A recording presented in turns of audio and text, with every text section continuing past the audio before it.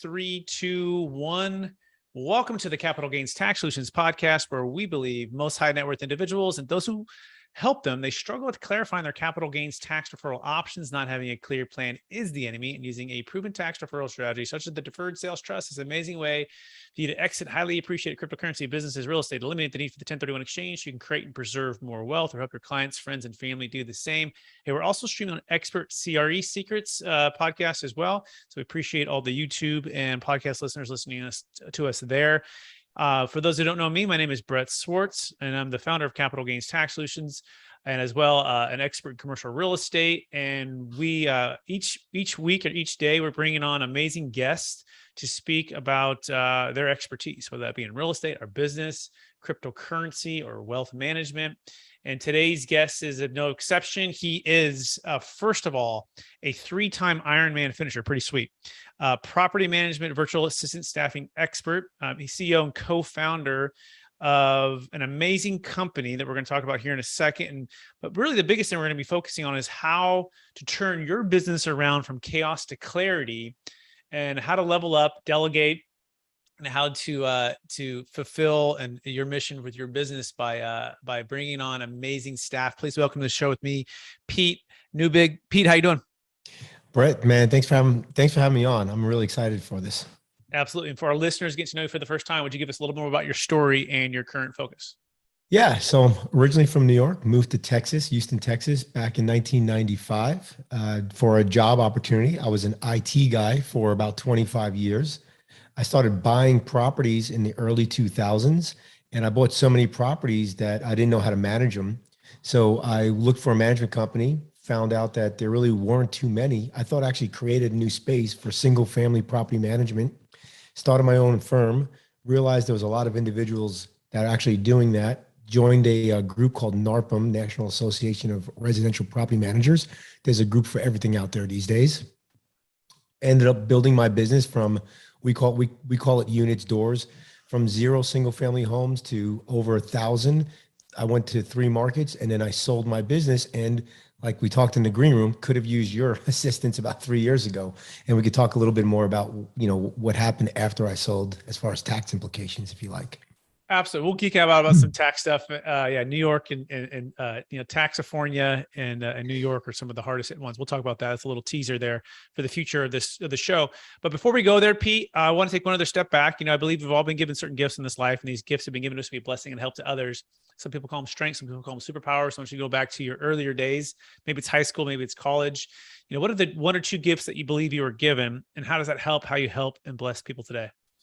Yeah. So my gift is not super sexy. I am a process king. I can flow chart almost anything, and I love processes and systems. And I have the unique ability to take over the whiteboard, drill down a process, and able to take out all the extra stuff and automate and make it super simple and streamlined. As a matter of fact, for those of you watching, I literally have a process king. Somebody gave me, I can't see it. Too bad. But somebody actually made me a process king plaque. So I am the self-proclaimed process king. That's my unique ability. Excellent. And that's exactly why we want to have you on the show. And that's exactly what we're talking about this topic right now. Turn your business around from chaos to clarity. So we're going to dive into Pete's expertise here. So Pete, what's the number one secret to turning around your business from chaos to clarity? Yeah. So Brett, I looked at like a lot of your listeners, their brokerages, their insurance agencies. There's a lot of people owning small to mid-sized business. And the number one key really is team, right? Without the right team, you're not going to be able to step away from your business. And so a couple of steps real quick on that is, if you do not have core values, you do not have culture. You do have core values and culture. It's just that your team and it's not yours. So core values and culture need to be pushed down, not bubbled up, so to speak. Once you know your core values, you can hire the right person in your organization. But then the next challenge is, if you don't have job roles well-defined, like for example, early on, my job role was answer phones, all other duties assigned by management.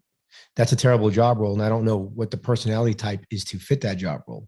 So the more defined you get on your job role, You can then determine the personality type for that job role and then hire the right person in the right seat based on personality profile. The last piece to hiring a great team is each job role in your organization should have a key performance indicator or a KPI. And each job role should have 1 to 3 KPIs. And this is how they're rowing in the right direction. So how do you know that how do they know they're doing a good job if there's no scorecard, right? Back when I took Little League or when we played sports, they used to do this thing where they kept score. Not sure they do that these days, but we keep score, and the scorecard tells you if you're winning or losing.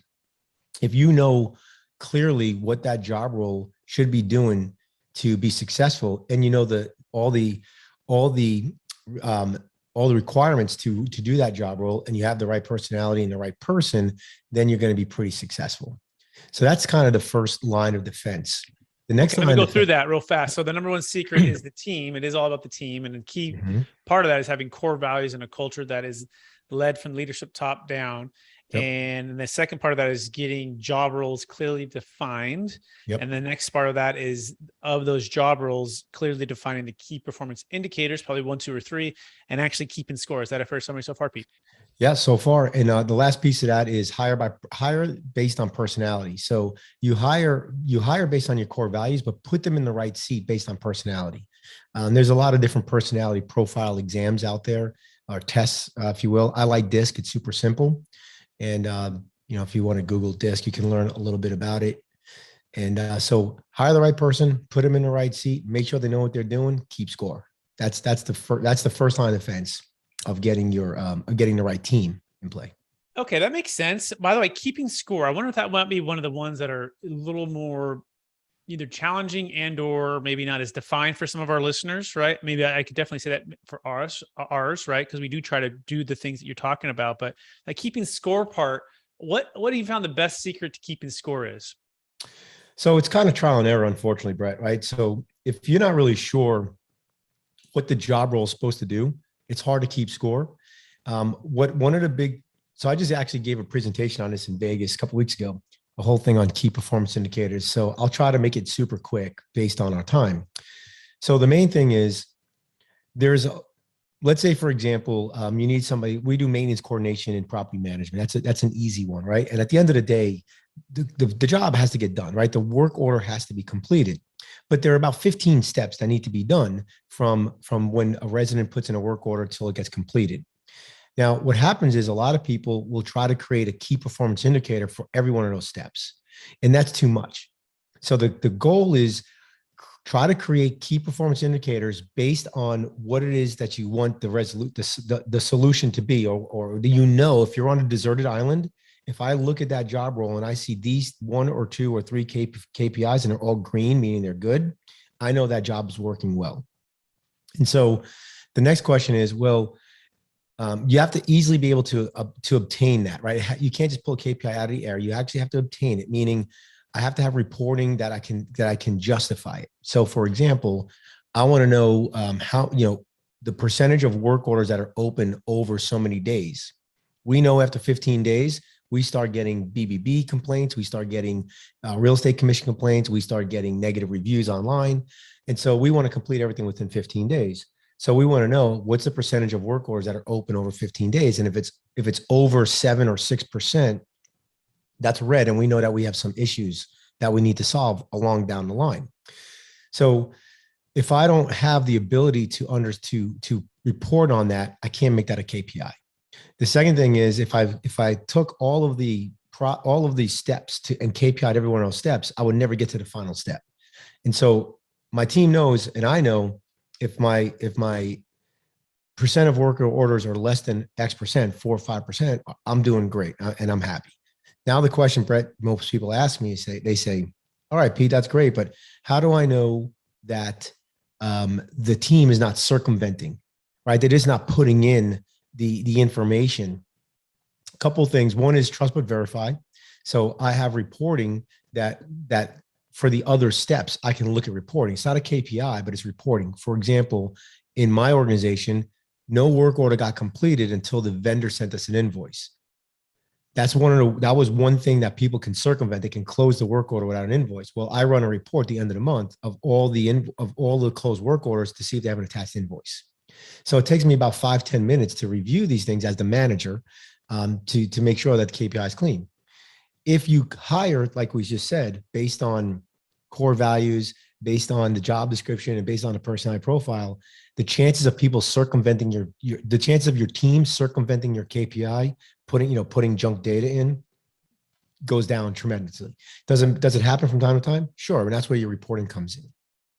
Excellent. Now, do you have a full-time manager who's tracking the work orders, tracking the reporting, and putting all those all together? Like, walk us through the kind of the org chart, if you will, of those that are managing and leading and those that are doing the work, right? Because I've heard there's a track, convert, deliver, collect, right? Those are 4 areas of a business typically, right? And everyone's doing their certain part, but then you have a certain, hey, if you have 4 or 5 time full-time employees, you need, 1 full-time manager. Like, how does that kind of work? Yeah. So the rule of thumb from all the management books that I've read is like 1 to 7 or 1 to 8. So if you have more than 8 people, you can't manage them effectively. So I will tell you, when I was building Empire Industries, which was my property management firm that we ended up selling back in 2019, I had 35 people working for me. 20 of them were virtual team members in Mexico, and then the other 15 or so were in the US. And I had layers of management, right? I can't manage everybody, even though I'm a control freak. And that's one of the challenges I had early on, was that I wanted to see everything and manage everybody. So you have to manage the managers. The managers have to manage the team. The team has to have the KPIs. Not all the KPIs roll up into the company KPIs, what I call them. I have 3 levels of key performance indicators, right? You have your team, you have your job role or your team, you have your departmental, and then you have the company. And so, for example, percent of work orders, completed within 15 days. That's not something as a company owner I'm looking at. That's something as a maintenance manager I'm looking at. And then the maintenance manager might have maintenance customer satisfaction, and maybe that goes up to the company. The company only has 7 or 10 KPIs that I look at. So again, if I'm the company owner, I'm looking at different KPIs than I am if I'm a company manager, than I am if I'm just a team member. I hope I answered your question. Yeah, I think it does. It does. And it's interesting. Okay. So the first thing obviously is team, job roles, clarity on who's in the right seat on the bus, right? Based on the personality type, and then having clear KPIs. So you kind of talked about that.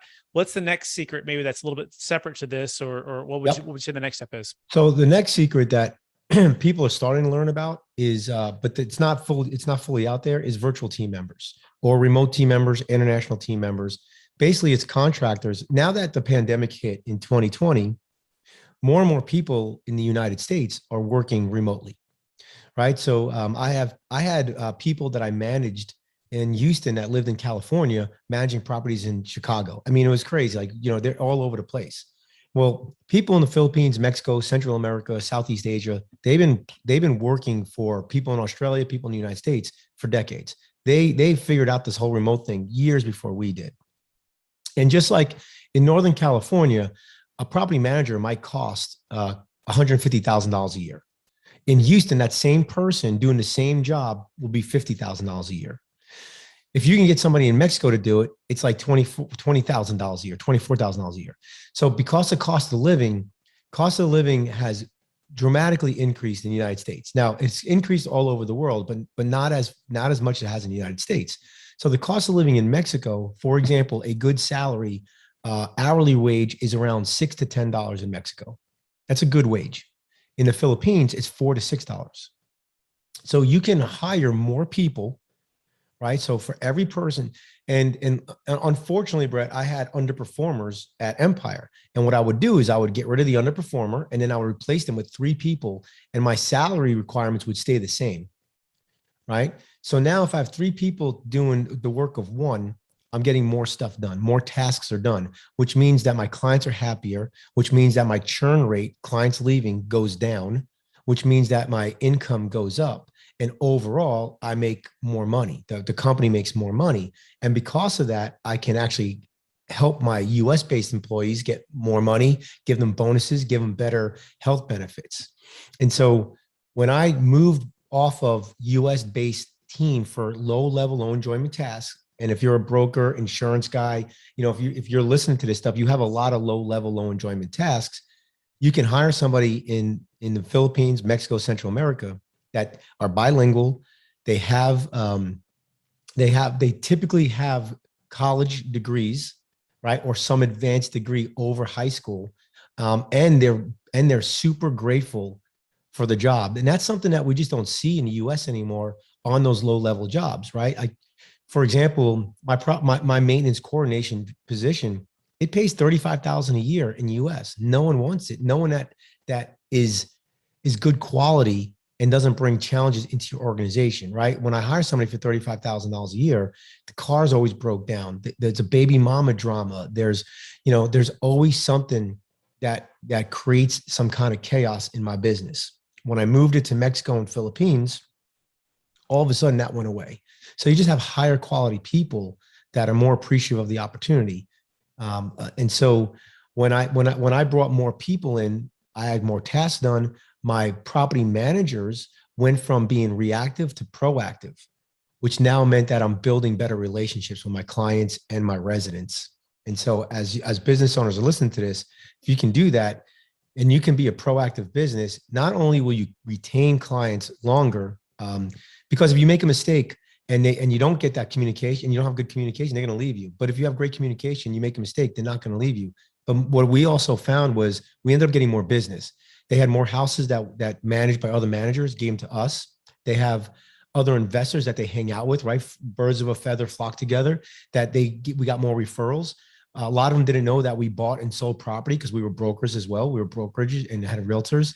And so we started getting more business. So not only did I reduce my overall price per team member or my cost per team member, but I also increased my retention and I also increased my revenue, which Excellent. made me, which I went from like single digit profitability to over 20% profitability. Like it's amazing. 23%. So virtual assistants overseas, Mexico, Philippines, main two, and just realizing that some of these lower level, lower enjoyment type of tasks that other people are very grateful for, and it's good, great money for them, right? And those other places, and they have ability to strengthen your organization. So you would let one go, hire three, and I wonder, you're hiring those three for the same role and then seeing like who's going to become the best at that role or help each other, and like walk me through that strategy, because that seems kind of interesting. Like we think one for one, but one for three. Talks about that. Yeah. So a lot of times when I was hiring somebody, it was because they weren't doing a good job, and because we had a lot of work. For a property management firm, because it's super intense on task based. For us to make money, I have to almost stress my team out, because again, I'm hiring people at a higher rate. When I found that the virtual team members, I could hire more people, which reduced a lot of stress. So I would hire three people thinking that one of them would kind of, not make it. And then I would have two people for the role. And I ended up, my first time is I actually hired four, thinking that I'm going to hire two or three. All four stuck. Two of them stayed in that job role, and the other two, we had a very similar role, and I moved them to lease renewals and I moved them to customer service. So I was able to move them, and they all stay with me for 5 years or so. Wow. And it's like a team approach. We're like, okay, everybody, we're all focusing on these lease renewals. We're all focusing on these open cycles with, maintenance requests, and everyone's going to attack it all at once. Everyone's going to learn this skill set. And then one of them is going to bubble up who enjoys it more and they do it. And then you take the other one and move them to another area. Is that like, or I build the business and I have more business coming in, and I need a second and third person. Yeah. So when you have, it's okay. Yeah. Don't worry about it, Pete. The dog's barking or whatever. It's all good. Just talk. You're good, brother. Okay. So if you think about it, when I hire people, right, I have two or three people that can handle one. The one person might've been a little overwhelmed. So I need 1.5 people, let's just say, but I hired three, but it doesn't cost me any more money. What it allows me to do now is when operations cannot handle the business, your sales team will not sell. Subconsciously, they won't sell. Mm-hmm. They won't. They just won't. So when the team can handle the business, now I can grow, and so now my growth doesn't stunt. Yeah, that makes perfect sense. I absolutely love it. It's like a bottleneck, right? And if the bottleneck's there, and if the deals are coming in, we can't handle that, it's not going to grow. That makes sense. Okay, Right. great. So So before the virtual team members, Brett, like I couldn't hire somebody because if I hired them, I'd be in the red. right. Right. So I hired the virtual team members. I'm still in the black, not by much, but I'm still in the black. And then now I have capacity to bring in more business. Makes sense. So, okay. So we talked about, the KPIs, the culture, the team, job roles. Then we talked about virtual assistants. So that's number two. Is there a third thing virtual assistants outside of the US? Is there a third thing here that you would say is the number one secret to turning your business around from chaos to clarity? Hire a team, hire a team, reduce your costs. I think the last thing is so training is a big one. And a lot of people abdicate, right? They don't delegate. They think they're delegating, but they're abdicating, meaning I just hire you. I give you about 13 seconds of my time, and then I want you to go do everything, right? So having systems, processes, and automation built into your business is going to allow the team to do a lot more with less. And so a big part of that, though, is when you bring somebody in, whether they're US based or overseas, most likely they don't know your system. And most likely they don't know how to do what they're doing, right? I hired on personality, and I hired on the type of person, not the experience. Because typically for me, when you have experience, you want to do it your way and not my way. And you can't, it's not Burger King. You can't have it your way. You have to do it my way, so to speak. You can make changes, but you can't just bring in what you want to do. A lot of times, I told you I'm a control freak, Brett, right? But one of the things that you have to do is you have to spend a lot of time upfront training your people. Now, it doesn't have to be you as the business owner. You could have a training department. You could have the manager do it, but you have to spend time training that person. And one of the things that I learned early on is you train them through Zoom, you record the Zoom, whether they're in the States or not. I found out this to be better because both people are at their computers, right? So you can go do things together. You record the Zoom, you train them for an hour, maybe an hour and a half. After an hour and a half, people's brains shut off. They can't think anymore. Their job then from their job at that point is they rewatch the video and they start building their own process manual. And that's the big one. I learned this too late. I had 100-page maintenance manual for my maintenance team. No one ever read it. No one, and more importantly, no one knew how to navigate that manual. And they weren't getting it. They weren't getting it. People have to hear something 7 times before it clicks, before they get it. So if I can train them from the beginning of the process to the end, every day I do an hour. And the second day, I don't start from where I left off. I go back to the beginning. They build a manual, they re-listen. They have to then, they re-listen to it. They have to build a manual and then they hear it again. What happened was by the second week, they're asking much better questions. They're starting to get it. And I would teach them their process first. And then I would teach them not in depth, but I'll teach them how their process affects the rest of the business. So they learned all the processes over time on the business, but we would spend more time on them first. There's a great book called The 1 Minute Manager. I highly recommend it. The 1 Minute Manager talks about spending a lot of time with people. And then when they keep asking you questions after training is over, you redirect them and ask them back, how would you do it? So they finally start learning that way. And then you just manage them and you have a weekly meeting with your direct reports and you manage them. You have structure and an agenda on how you manage them. You're not just sitting there just talking about what you did last weekend for an hour or for 30 minutes. You have a very refined structure. Structure is 5 minutes. Tell me a good feeling about, tell me a feel good, right? Then you do 5 minutes of key performance indicators. All right. If it's red, we don't ask, why is it red? Why did we not hit it? Because that puts people down to, they get defensive and it's blame, excuse, denial. So you ask, okay, Brett, I see that this KPI has been red for 2 weeks. What can we do to make this KPI green? And what I just did there is I didn't call you out in front of a bunch of people. What I did there is I started making you think about taking ownership, accountability, responsibility, and coming up with a solution. Pause. This is Yep. so good. I got to make sure I can capture this. So this training is very, very important. And what you're saying is you're literally going to do the process with them on a Zoom. You're going to record it and you're going to walk through it for about an hour, hour and a half, or whatever that big, hairy, audacious thing that's in the way of your progress and taking up your time and energy. And you're going to do it with them that first day. And you're going to tell them, rewatch that either immediately, I don't know, maybe, and write the manual, write the play-by-play, write the workflow in your own words, your own way, right? Then the next day you're going to do that same thing again, right? And you're going to do that same thing again every day for like, let's say 5 days, let's just say. And by the second week, they have watched you do it, rewatched the replay and done it like this until eventually they're asking better questions and then they totally get it. Is that a fair summary? Yep. It may take me 2 weeks to get through a process, but I always start from the beginning and then I make sure we go through the whole process. But yeah, you kind of hit it right at the ballpark there. God, and I think about like speaking Spanish, right? If you want to teach me Spanish, Pete, it'd be tough unless I'm fully immersed in the process and you're starting from the basics. So I think where I've got it wrong, and I have some virtual assistants, right, where we'll teach and we'll train, but we're not necessarily starting from the beginning all over again. And just that repetitive part and then having them rewatch the replay. But I like the part about ownership, about them writing it into their own workflow. So is there you call that a workflow? You call that a manual? Like, what do you call that? And like, how are you documenting that? I call it a manual. They just do it in Google Docs. Yeah. I build, so step one, step two, step three. This is the, yeah. All my processes are written out in kind of like a Visio or a Lucid chart, right? So it's a flow chart. And then from there, their manuals are kind of the back end of the flow chart.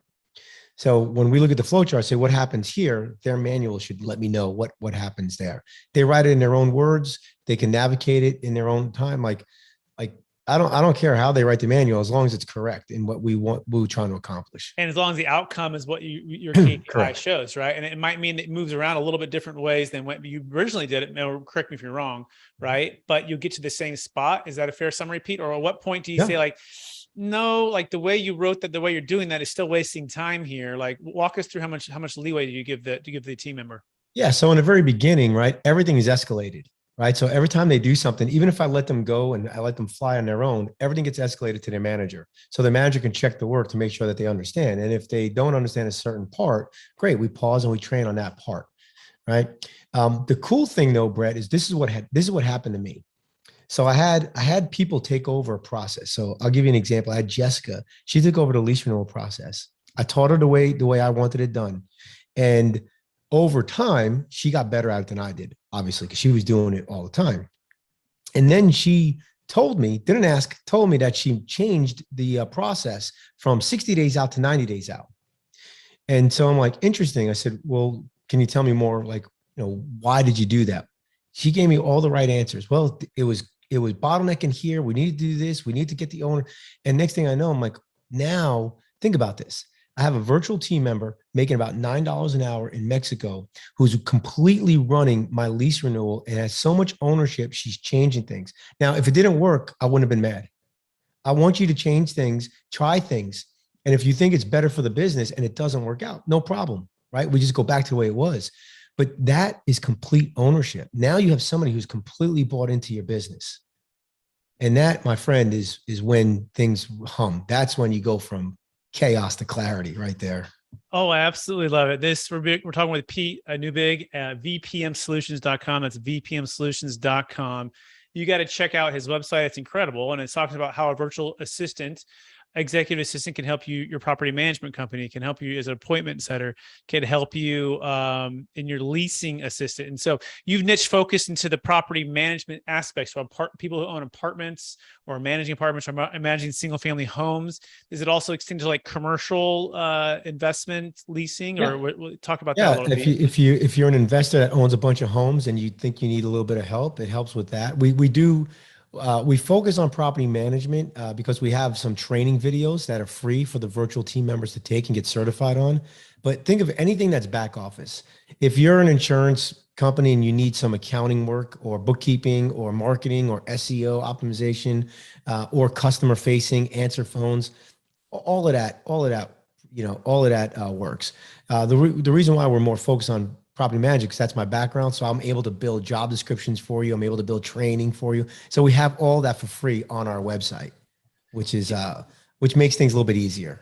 Yeah, I think that's amazing. You got some of the training, you got some of the turnkey, and then you got a chance to find maybe source some of the talent, right? Is that what you're saying? You're going to find and source we have talent? over 15,000 people. If you scroll up here, right there, you have over 15,500 assistants waiting to take your business to the next level. Excellent. And so, yeah, and someone could come in and create an account, find the person that they're looking for, and then click and hire them, and that gets paid, however it Yeah. gets paid. Yeah. So the way it works is it's free for the company to use. So let's say, Brett, you wanted to hire a virtual team member to do some marketing for you. Yeah. You can create a free profile. You can search the 15,000 people. You can post a job. You can, we have a talent match that'll match your job with people on our platform. You can then reach out to them, schedule interviews, and you hire somebody. Mhm. When you hire somebody, you negotiate directly with them what the pay is. Mhm. This is key, because when you have placement companies, they tell you how much you're going to pay, and then they pay them a much smaller fee. So Mm. by going through our platform, it's called direct pay. So you're direct paying them, and if you negotiate $10 an hour, they're going to make $10 an hour minus 10%, which is how I make money. Mhm. We don't charge you, in this case, any money. There's a small processing fee that's passed on through you, but there are no platform fees. So no monthly fees, no fees to do anything. Amazing. VPMsolutions.com. I can tell you, I have some virtual assistants, and it's literally changed my life. Like, I'm talking about traveling with my family, being able to do more deals, help more clients, all of the things that Pete is saying. You've got to get virtual assistants. You got to get it going right now. Don't wait. Cost of quality talent can be very expensive. And if you want to scale, even if you have great talent, like, there's a mix between US based and virtual based. I highly encourage you to check it out. That's what we have, and it's worked wonders. That being said, Pete, we ready to transition? We did promise we're going to talk and geek out a little bit about tax. You ready to go? Let's do it. All right. So, Pete, I'm in Taxifornia, right? And like, a lot of people struggle with capital gains tax when they go to sell these highly appreciated businesses or commercial real estate or the 1031 exchanges. And I'm curious for you, Pete, like, what have you found to be the biggest frustration when it comes to the 1031 exchange and or exiting like a business? You mentioned you exited a business and you had huge capital gains tax. Talk to us about those frustrations. Yeah, so I could talk a lot about the frustration of selling a business that you put all your blood, sweat, and tears in, don't get a paycheck for many years, and you finally build it to a sellable asset. And for us, we sold, I'll give you kind of roundabout numbers. We sold for around $4.5 million, which I know is not a lot of money, but for me it was. It's like, so I got about 50% of that, and we got a 3-year payout. And I was very fortunate. I have a CPA that kind of connected me with people, but you just don't realize that how much tax you have to pay. And then you don't know the vehicles that you can utilize to protect yourself. So luckily I had a guy very similar to you, Brett, that was able to kind of guide me through it. But he's more defensive. So for example, we did a lot of opportunity zones. I don't know if that's a strategy that you recommend, but we did a lot of opportunity zones. And then there's a formula that you have to use, that you can't just put all your money in opportunity zones, right? You have to put only a percentage. And then there was this other thing I had to do. It was kind of a tax credit. I had to spend $95,000 to save some wetlands project. And because I did that, I got like 10-1 or something like that on my tax savings. So everything I did was really defense based. My business partner, what he did is he went offense based. And he had a different financial advisor, and they said, well, screw it. We're going to pay the taxes, but we're going to invest the money that we're going to make more money than if you pay taxes, which I think is a little risky because nothing is guaranteed in life. So I kind of like the defensive thing. But unfortunately, luckily, if it wasn't for my CPA, I would have no idea like about any of this stuff. Absolutely. Yeah. And by the way, that's so important to mention, right? You want to have a team, you have a dream team, and you want to have a strategy that's going to solve your challenge. And certain people have different strategies and different outcomes.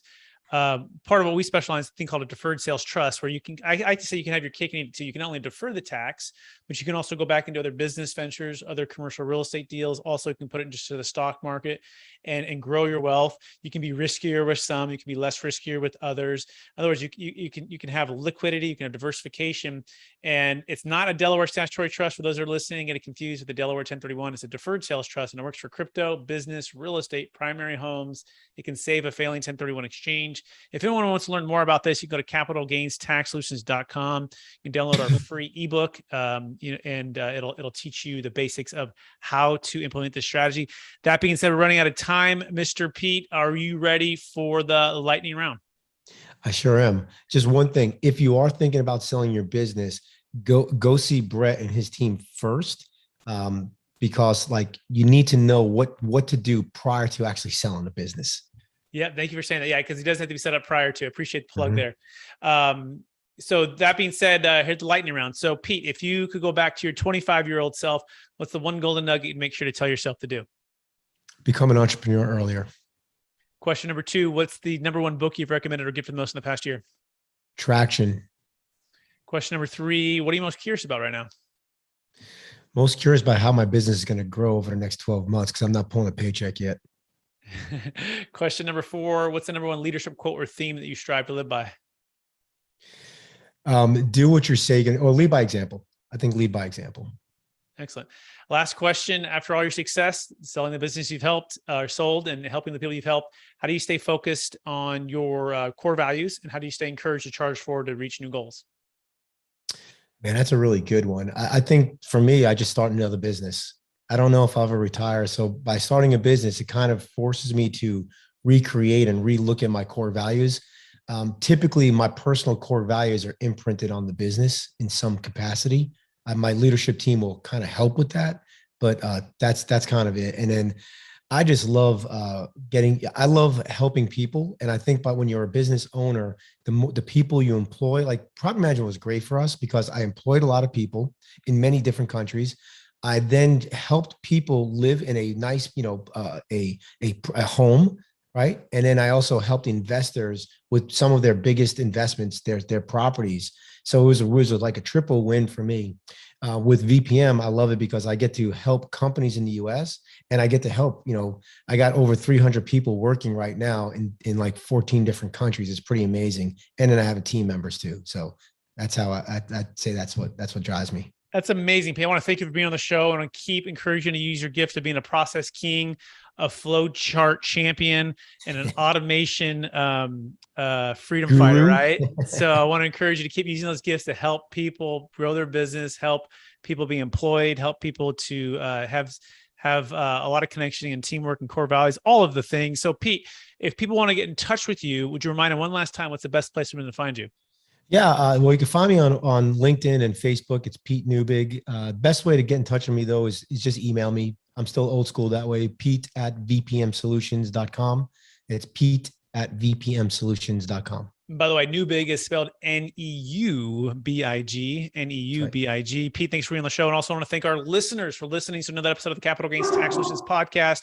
As always, we believe most high net worth individuals and those who help them, they struggle with clarifying their capital gains tax deferral options. Not having a clear plan is the enemy, and using a proven tax deferral strategy, such as the Deferred Sales Trust, is an amazing way for you to exit, defer millions of tax, create and preserve more wealth, or help your clients, friends, and families do the same. Also, if you're listening on expert CRE secrets, all of the brokers out there, we appreciate you listening and all your support.